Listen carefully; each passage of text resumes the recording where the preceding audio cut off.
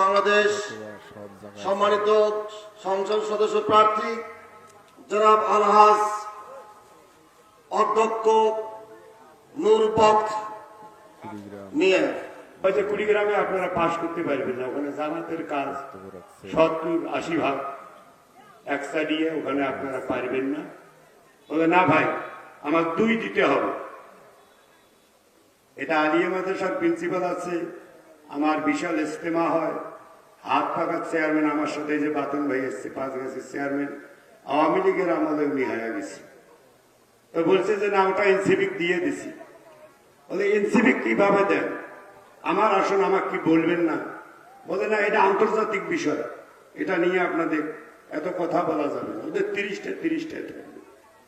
তো আমি বলছি ঠিক আছে, তাহলে আমাকে লিপুত দেন। আমি তো 2টাই চাচ্ছি, 3 আর 2। বলে না, সেটা হবে না, আমরা ব্যারিস্টারও 1 বছর আগে লন্ডন থেকে কথা দিয়ে নিয়ে আসছি, উনি কাজ করতেছে, উনি এমপি হলে মন্ত্রী হবে, ওটা আপনারা পাবেন। বলে ভাই 4 নম্বর। বলে 4 নম্বর কিভাবে চান? 1986 সালে জামাতের এমপি অ্যাডভোকেট সিরাজুল সাহেব ওখানে হয়েছে, ওটা তো আপনাদের চাওয়ার কোনো অধিকার নেই। তো আমার আমির বলছে তাহলে বান্দরবন খাগড়াছড়ির যে আমি ভোট করব, এটির নাম সমঝোতা। কুড়িগ্রামের 4টে আসন এই চরমনাই আছে, জামাত আছে। রংপুর বিভাগের 33টে আসন, 3টে আসন আমাদের দেয় না, ওই 31টার মধ্যে 2টা, একটা নীলফামারী, একটা গাইবান্ধা। গাইবান্ধা চাওয়াই হয় না। এগুলো হলো ভিতরের খবর, বাইরে চলে গেছে। চরমনার পিসাব টাকা খায়া জোট বলে ভাঙি ফেলেছে, নানান ধরনের প্রোপাগান্ডা। ভিতরের হাকিকত হচ্ছে এটা, প্রকৃত কথা।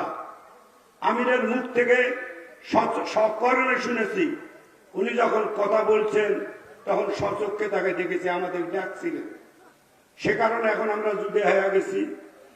যারা আজকে দেখছে ভেগর ভেগর করতেছ, পরহেজগাড়ি দেখাইতেছ, তোমাদের কয়টা লোক জেল খাটছে?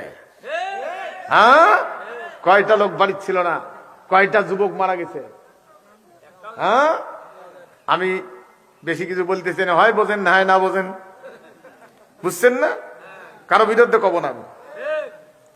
এক লোক হটলত গেছে পরোটা খাবার, সকালবেলা তার 2 পরোটা দিছে, 2 পরোটা খায়া হাত ধুতেছে।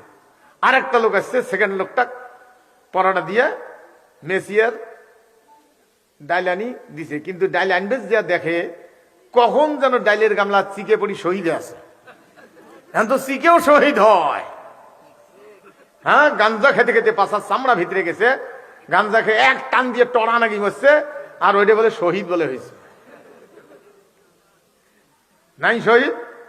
হ্যাঁ, এখন 2 নম্বর লোকটাকে একটু ডাইলিয়ানি দিয়ে, ওই 1 নম্বর লোকটা তো খায় হাত ধুচ্ছে, চতুর্পাশে দেখতেছে। এখন 2 নম্বরটা ডাইলিয়ানি দিয়ে ওই 2-1 কামড় খাইছে। ওই কায়দা করিয়ে গায়ের আড়াল করি সিগেটা হাতাত করি, এরকম সিগে তো লম্বা, হাতাত তো ধরে না, লেঙ্গুর মাথা শোক বেড়ে আছে, আস্তে করে নিয়ে ধরি গেছে। প্রথম লোকটা দেখছে, আরে বাপরে বাপরে, ডাইলের গামলা থেকে কি নিয়ে গেল রে, ইয়ের তো ভিতরে ঘূর্ণিঝড় শুরু হয়ে গেল। কি করে এখন এই তো দেখছে, মেসিয়েরও দেখলো যে 1 নম্বর লোকটা দেখছে। আসি বলছে, চাচা কানে কানে বলতেছে, আপনার পয়সা দেওয়া লাগবেন না, আপনি কাকু বলেন না। ওই লোকটা রাগের ঠেলায় বলতেছে, না আমি কেন মানুষ বলবো, তোমাদের ডাইলের গামলা শিখে বসছে, কথা আমার মানুষ কর দরকার। সিঁড়ি খাইছি। আমাকে ভাই কি হয়েছে, যে এদের ডাইলের গামলা যে শিখে বসছে আমি কি আপনাকে বলছি? হ্যাঁ, অনেক কি ঘটছে এইটুকু বোঝা যাবে না, বলে আমরা কিছুটা আল্লাহ তৌফিক দিলে কিছুটা জানি। হ্যাঁ, তা আমরা কি বলবো যে তোদের ডাইলের গামলা শিখে বসছে, কি হয়েছে? হ্যাঁ, সমস্যা হলো দীর্ঘদিন পর্যন্ত ব্রিটিশ চলে যাওয়ার পরে পাকিস্তান হলো, বাংলাদেশ হলো, কিছু মৌলবি ঘরত বসি আছে, আমরা জেকের নামাজ কালাম ফতেয়া ফতি এগুলো নিয়ে ব্যস্ত। আর কিছু লোক প্যান্ট শার্ট পরা, ধরেন আর কি আমি বলতেছি, প্যান্ট শার্ট পরা লোক এগুলো বুঝছে রে খ্রিস্টান আইনের বিরুদ্ধে লড়াই নামতে হবে, ওইগুলো লড়াইয়ের মধ্যে নামছে।